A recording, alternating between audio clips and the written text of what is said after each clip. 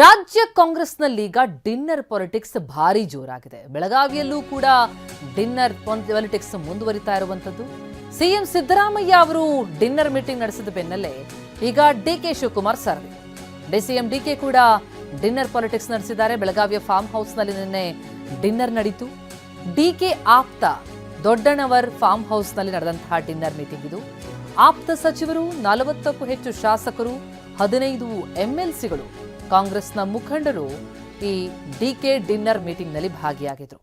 ಔತಣಕೂಟದ ಮುಂದಾಳತ್ವವನ್ನ DK Suresh ವಹಿಸಿದ್ರು. ಶಕ್ತಿ ಪ್ರದರ್ಶನ ನಡೀತು.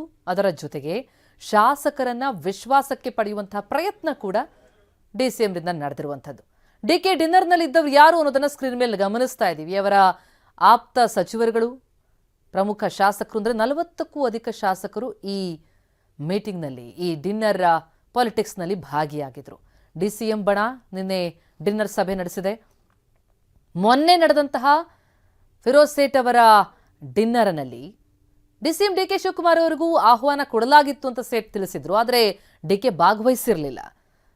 ಆ ಮೀಟಿಂಗ್ ಕೂಡ ಬಹಳ ಕುತೂಹಲ ಮೂಡಿಸಿತ್ತು. ಅಹಿಂದ ನಾಯಕರೆಲ್ಲ ಸೇರಿ ಸಭೆ ನಡೆಸಿದ್ರು. ಈಗ ಡಿಸಿಎಂ ಸರದಿ.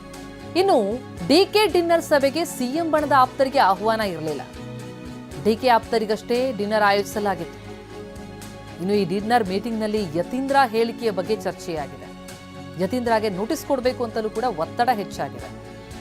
ಅದಕ್ಕೆ ಸರಿಯಾಗಿ ಉತ್ತರ ಕೊಡ್ತೀನಿ, ಕಾಯಿರಿ ಅಂತ ಡಿಕೆ ತಿಳಿಸಿದ್ದಾರೆ. ಮುಂದಿನ ವಾರ ವರಿಷ್ಠರು ದೆಹಲಿ ಕರೆದಿರೋ ಬಗ್ಗೆ ಕೂಡ ಚರ್ಚೆಯಾಗಿದೆ. ಸಿಎಂ ಬದಲಾವಣೆ ವಿಚಾರ ಡಿನ್ನರ್ ಮೀಟಿಂಗ್ನಲ್ಲಿ ಡಿಸ್ಕಸ್ ಆಗಿದೆ. ಅಗತ್ಯವಿದ್ರೆ ಹೈಕಮಾಂಡ್ ಭೇಟಿಗೂ ಹೋಗ್ತೀವಿ ಅಂತ ಕೆಲವರು ತಿಳಿಸಿದ್ದಾರೆ. ಡಿಕೆಗೆ ಸಿಎಂ ಸ್ಥಾನ ಕೊಡುವಂತೆ ಅಲ್ಲಿ ಹೇಳೋದಾಗಿಯೂ ಕೂಡ ಮಾತುಕತೆ ನಡೆಸಿದ್ದಾರೆ. ಅಧಿಕಾರ ಹಸ್ತಾಂತರ ಕುರಿತು ಡಿನ್ನರ್ ವೇಳೆ ಚರ್ಚೆಯಾಗಿದೆ.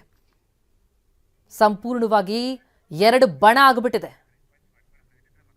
ಯತೀಂದ್ರ ಮಾತನಾಡ್ತಿದ್ದಾರೆ.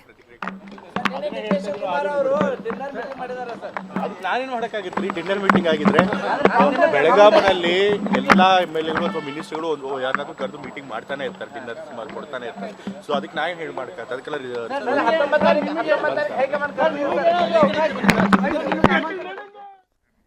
ಎಸ್, ಯತೀಂದ್ರ ಕೊಟ್ಟಂತಹ ಒಂದು ಹೇಳಿಕೆ ಮತ್ತೆ ಮತ್ತೆ ಅದನ್ನೇ ಪುನರುಚ್ಚರಿಸಿರೋದು. ಅಂದ್ರೆ ನಾಯಕತ್ವ ಬದಲಾವಣೆ ಇಲ್ಲ ಅಂತ ವರಿಷ್ಠರೇ ಹೇಳಿದ್ದಾರೆ ಎನ್ನುವಂತಹ ಯತೀಂದ್ರ ಹೇಳಿಕೆ ಬಹಳ ದೊಡ್ಡ ಸಂಚಲನ ಮೂಡಿಸಿದೆ. ಅದಕ್ಕೆ ಟೀಕೆ ಟಿಪ್ಪಣಿಗಳು ಕೂಡ ಬಂದಿದ್ವು.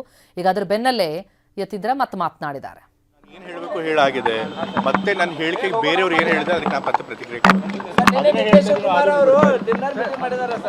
ನಾನೇನು ಮಾಡಕ್ಕಾಗಿತ್ತು, ಡಿನ್ನರ್ ಮೀಟಿಂಗ್ ಆಗಿದ್ರೆ ಬೆಳಗಾವಿನಲ್ಲಿ ಎಲ್ಲಾ ಎಂಎಲ್ಎಗಳು ಅಥವಾ ಮಿನಿಸ್ಟರ್ಗಳು ಯಾರನ್ನಾದ್ರೂ ಕರೆದು ಮೀಟಿಂಗ್ ಮಾಡ್ತಾನೆ ಇರ್ತಾರೆ, ಡಿನ್ನರ್ ಕೊಡ್ತಾನೆ ಇರ್ತಾರೆ. ಸೊ ಅದಕ್ಕೆ ನಾ ಏನ್ ಹೇಳಿ ಮಾಡಕ್ಕಾಗ್ತದೆ? ಅದಕ್ಕೆಲ್ಲ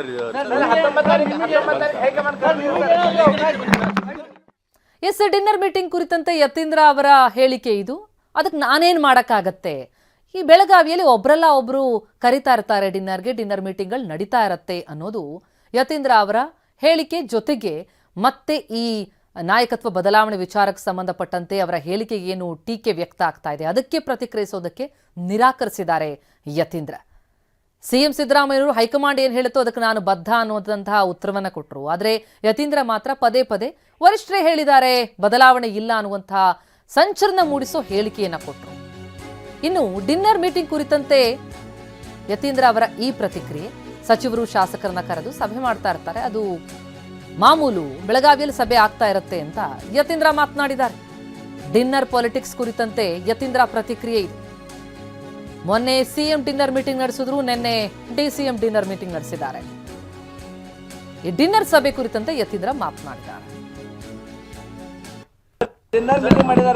ಅದಕ್ಕೆ ನಾನೇನು ಮಾಡಕ್ಕಾಗಿತ್ತು, ಡಿನ್ನರ್ ಮೀಟಿಂಗ್ ಆಗಿದ್ರೆ ಬೆಳಗಾವಿನಲ್ಲಿ ಎಲ್ಲಾ ಎಂಎಲ್ಎಗಳು ಅಥವಾ ಮಿನಿಸ್ಟರ್ಗಳು ಯಾರನ್ನಾದ್ರೂ ಕರೆದು ಮೀಟಿಂಗ್ ಮಾಡ್ತಾನೆ ಇರ್ತಾರೆ, ಡಿನ್ನರ್ ಕೊಡ್ತಾನೆ ಇರ್ತಾರೆ. ಸೊ ಅದಕ್ಕೆ ನಾ ಏನ್ ಹೇಳಿ ಮಾಡಕ್ಕಾಗ್ತದೆ? ಅದಕ್ಕೆಲ್ಲ ಅದಕ್ಕೆ ನಾನೇನು ಮಾಡಕ್ಕಾಗಿತ್ತು, ಡಿನ್ನರ್ ಮೀಟಿಂಗ್ ಆಗಿದ್ರೆ ಬೆಳಗಾವಿನಲ್ಲಿ ಎಲ್ಲಾ ಎಂಎಲ್ಎಗಳು ಅಥವಾ ಮಿನಿಸ್ಟರ್ಗಳು ಯಾರನ್ನಾದ್ರೂ ಕರೆದು ಮೀಟಿಂಗ್ ಮಾಡ್ತಾನೆ ಇರ್ತಾರೆ, ಡಿನ್ನರ್ ಕೊಡ್ತಾನೆ ಇರ್ತಾರೆ. ಸೊ ಅದಕ್ಕೆ ನಾ ಏನ್ ಹೇಳಿ ಮಾಡಕ್ಕಾಗ್ತದೆ? ಅದಕ್ಕೆಲ್ಲ ಅದಕ್ಕೆ ನಾನೇನು ಮಾಡಕ್ಕಾಗಿತ್ತು, ಡಿನ್ನರ್ ಮೀಟಿಂಗ್ ಆಗಿದ್ರೆ ಬೆಳಗಾವಿನಲ್ಲಿ ಎಲ್ಲಾ ಎಂಎಲ್ಎಗಳು ಅಥವಾ ಮಿನಿಸ್ಟರ್ಗಳು ಯಾರನ್ನಾದ್ರೂ ಕರೆದು ಮೀಟಿಂಗ್ ಮಾಡ್ತಾನೆ ಇರ್ತಾರೆ, ಡಿನ್ನರ್